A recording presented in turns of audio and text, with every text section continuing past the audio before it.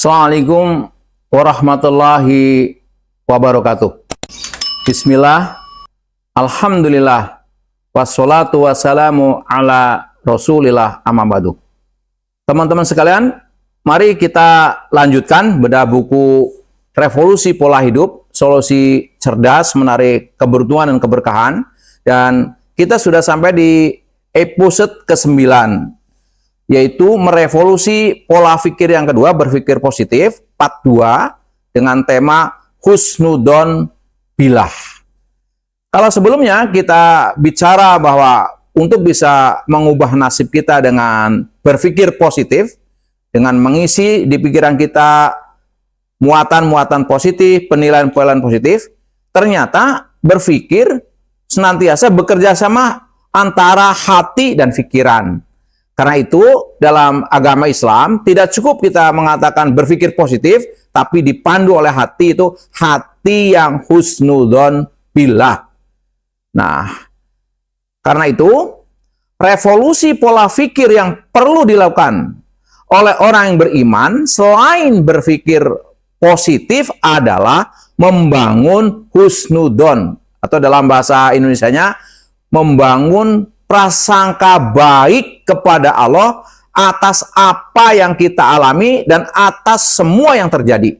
Jadi kita hanya satu, apapun yang Allah berikan kepada kita, insya Allah itu yang terbaik buat kita. Semua yang diberikan kepada Allah itu rahmat yang terbaik buat kita. Walaupun rahmat ada dua bentuknya, rahmat yang rasanya enak, seperti naik jabatan, banyak uang, banyak rezeki. Ada juga rahmat yang berbentuk pahit rasanya, ujian dan sebagainya. Bagi orang beriman, ujian bisa diubah menjadi rahmat dengan berhusnudon billah. Nah, apa dasarnya? Hadis Rasulullah SAW menyampaikan hadis qudsi yang berbunyi, ana inda dzanni abdi bi, in dzanna bi khairan falahu, wa in dzanna syarran falahu. Aku senantiasa mengikuti prasangka hambaku terhadap diriku. Jika ia berprasangka baik, maka kebaikan pula yang mengikutinya. Demikian pula, jika ia berprasangka buruk, maka keburukan pula yang mengikutinya. Hadis yang pertama. Hadis yang kedua, yang artinya, aku menuruti prasangka hambaku terhadapku. Jika ia berprasangka baik terhadapku, maka baginya kebaikan. Lihat, kalimat terakhir dari hadis ini, maka jangan berprasangka terhadap Allah kecuali kebaikan. Jadi saking pentingnya berprasangka baik, yang pertama, kita disuruh berprasangka baik kepada Allah. Yang kedua, dilarang berprasangka selain berprasangka baik, atau dalam bahasa berbeda, kita nggak boleh berprasangka buruk, karena ketika berprasangka buruk itu kembali kepada kita. Rasul juga menyampaikan, la yamutanna ahadukum illa wa huwa yuhsinu billahi dzanna. Janganlah salah seorang di antara kalian mati, melainkan ia harus berhusnudon kepada Allah. Hadis riwayat Muslim nomor 2877. Artinya, saking pentingnya berprasangka baik kepada Allah, ada 3 level. Level pertama, Allah menyampaikan suruh berprasangka baik. Yang kedua, dilarang berprasangka kepada Allah kecuali yang terbaik. Yang ketiga, jangan pernah mati kecuali dalam keadaan berprasangka baik. Artinya, jangan pernah mengizinkan dalam hati dan pikiran kita berprasangka kecuali berprasangka baik kepada Allah Subhanahu wa Ta'ala. Teman-teman bisa melihat ke layar sekarang. Ada kesusian hukum alam atau sunatullah. Jadi Allah menciptakan alam raya dengan segala hukum-hukumnya yang dalam bahasa agama disebut sunatullah. Yang akan kita bicarakan, ada sunatullah yang namanya hukum gaya tarik. Gaya tarik bisa terjadi, saya ngambil yang sebelah kiri teman-teman, yaitu untuk alam apa yang disebut gravitasi. Apa itu gravitasi? Gravitasi adalah suatu benda akan menarik benda lain. Contoh, kalau saya megang apel, apelnya saya lepas jatuh.